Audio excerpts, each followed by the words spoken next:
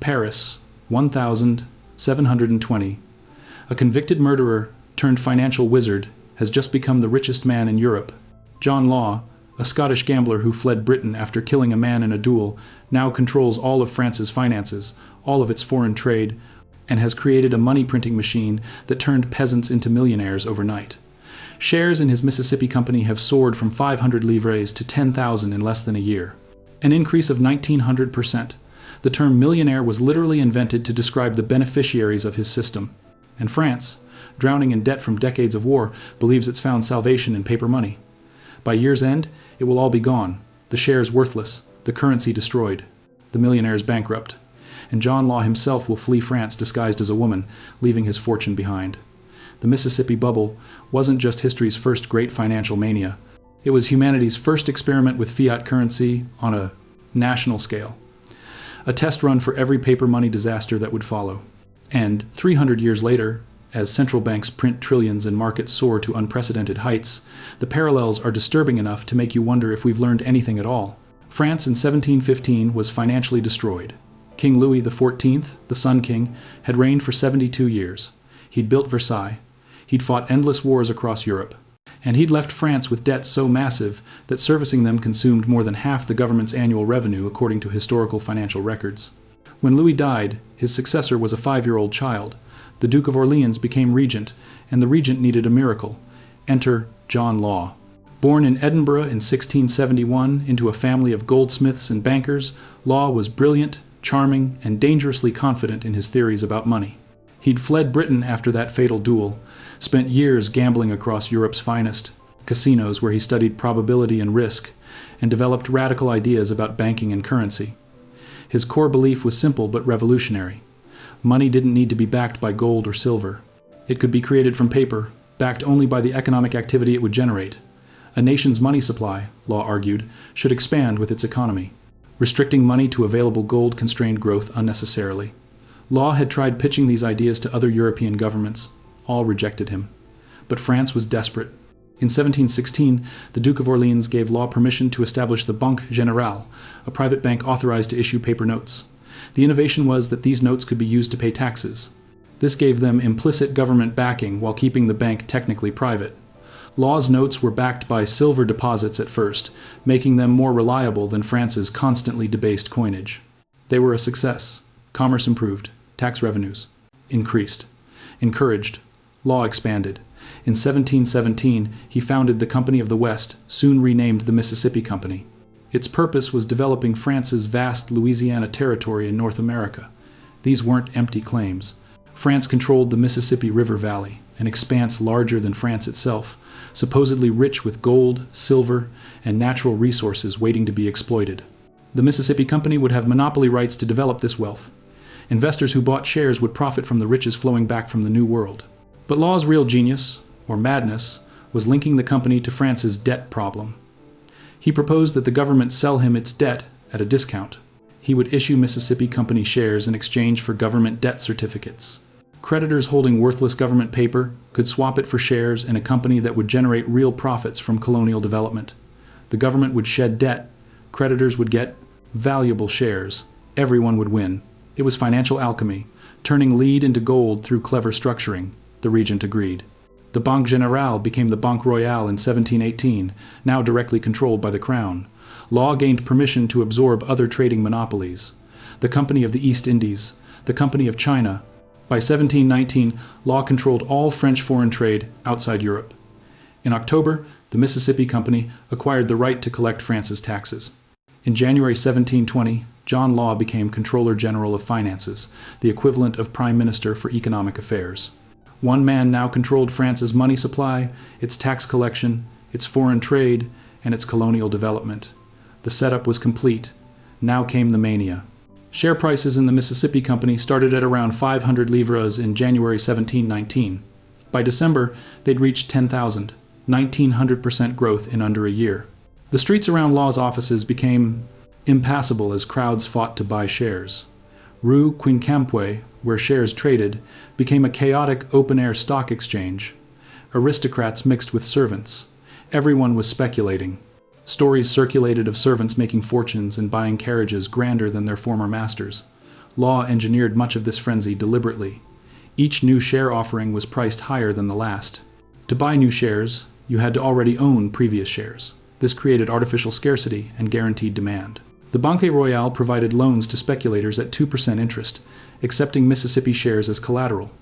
The Mississippi Company used Banque Royale loans to buy its own shares, supporting prices.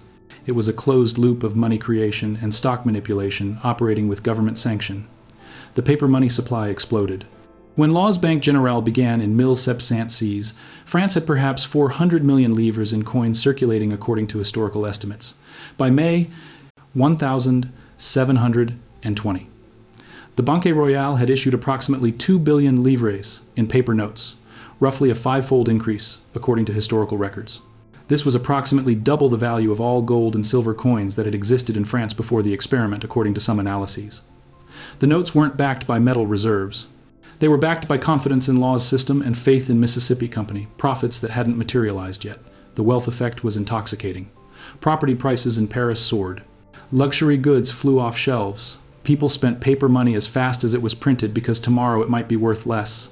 Commodity prices nearly doubled by late 1719 as inflation took hold.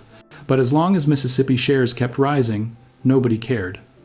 Their share portfolios were growing faster than prices. They felt rich. They were rich, on paper. But paper wealth evaporates. In January 1720, reality began intruding. Some investors, the shrewd ones, started converting. Gains into gold and smuggling it out of France. Prices peaked and began falling. Law faced an impossible choice. He could stop printing money, which would crash share prices and destroy confidence. Or he could keep printing, which would destroy the currency through hyperinflation. He tried a middle path. Neither worked. In February, the company's trading office closed briefly. Panic selling ensued.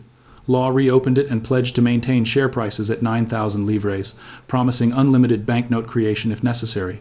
But foreign exchange markets weren't buying the story. The paper livre collapsed against gold-backed British sterling. French currency was becoming worthless internationally, even as Law insisted everything was fine domestically. In May 1720, Law made a catastrophic announcement.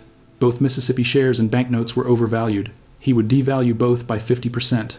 The public erupted. Riots broke out. Law reversed the devaluation within days, but trust was shattered. If the architect of the system admitted shares and notes were worthless, why would anyone hold them? Redemption of notes for metal was suspended. Everyone tried selling at once. There were no buyers. By September 1720, Mississippi shares had fallen back to 2,000 livres. By December, 1,000. By September 1721, 500. Right back where they started. Investors who bought at 10,000 lost everything. The nouveau riches, the millionaires created by Law's scheme, were ruined. The Banque Royale's notes became worthless paper. France's currency collapsed. Law fled in December 1720, leaving his wealth, his family initially, and his dreams behind. He died in Venice in 1729, impoverished. The Duke of Orleans died in 1723. France banned paper money. It would be 80 years before France tried issuing paper currency again, and even then, people remembered the Mississippi disaster. The experiment left scars that lasted generations, contributing to the financial grievances that fueled the French Revolution in 1789. What makes the Mississippi bubble relevant today isn't just that it was spectacular disaster, it's that it was a laboratory test of ideas that dominate modern economics. Law's theories about money creation, about fiat currency, about stimulating growth through expanding money supply, these aren't fringe ideas, they're mainstream. The Federal Reserve operates on principles remarkably similar to Law's Banque Royale. Central banks globally create money from nothing, backed not by gold, but by faith in governments and belief in continuing economic activity. The parallels are uncomfortable. Law inflated the money supply 50-fold in 4 years. The Federal Reserve's balance sheet has grown from under $1 trillion in 2008 to over $8 trillion today. That's an 8-fold increase in 15 years. Law created money to finance government debt. Modern central banks buy government bonds, monetizing debt. Law's scheme turned into inflation and asset bubbles. Modern economies face surging prices in stock markets at historically extreme valuations. Law believed he could manage the money supply scientifically, that economic laws could be bent through clever policy. Modern economists believe the same. They have sophisticated models and mathematical justifications that Law lacked, but the fundamental assumption is identical. You can create prosperity by printing money. The constraints of commodity-backed currency can be transcended through fiat systems managed by wise technocrats. The Mississippi Bubble demonstrated what happens when that assumption meets reality. For a while, it works brilliantly. Economic activity surges. Assets soar. Everyone feels wealthy. Government debt seems manageable because inflation erodes its real value. But the prosperity is built on sand. When confidence cracks, when people realize the paper claims exceed real productive capacity, the system collapses. Sometimes slowly, sometimes catastrophically. France experienced catastrophe. The time frame is revealing. Law took France from sound money to total monetary collapse in 4.5 years, from May 1716 to November 1720, when the livre had no exchange value. The modern experiment with fiat currency arguably began in August 1971 when President Nixon ended dollar convertibility to gold. That's over 50 years and counting. Why hasn't it collapsed yet? Perhaps it will take longer because the modern system is larger, more complex, more globally integrated. The dollar isn't just America's currency, it's the world's reserve currency. Unwinding that position takes decades, not years, or perhaps we're simply in a different phase of the same cycle. Law's scheme looked brilliant in 1718 and 1719. The crash came in 1720. Modern central banking looked brilliant from 1980 through 2008. The 2008 crisis might have been the beginning of the crash phase, postponed through even more money printing. Each crisis requires greater intervention to prevent collapse. Eventually, like Law in May 1720, central banks may face the choice between admitting failure or printing until the currency dies.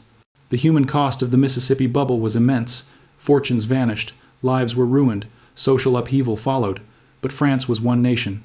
A modern collapse of the dollar-based system would be global. The disruption would dwarf anything Law caused. Understanding the Mississippi Bubble isn't about predicting dates.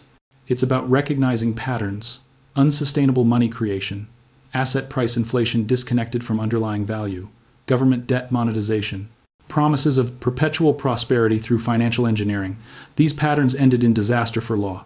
They've ended in disaster in every paper money experiment throughout history.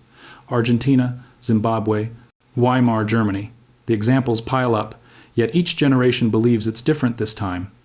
We have computers, we have sophisticated models, we have learned from past mistakes. Law believed he was different too. He'd studied probability. He understood finance better than the goldsmiths who'd preceded him. He wasn't some medieval alchemist. He was modern, scientific, rational. And he destroyed France's economy. The Mississippi Bubble is history's clearest warning about the dangers of fiat currency and centralized money creation. It's the experiment that proved the skeptics right and the optimists catastrophically wrong. And 3 centuries later, we're running the same experiment on a global scale with far more at stake. If this changed how you see modern central banking and monetary policy, hit that subscribe button. Understanding how fiat experiments end might not save the system, but it might help you position yourself for when confidence breaks and paper returns to its intrinsic value.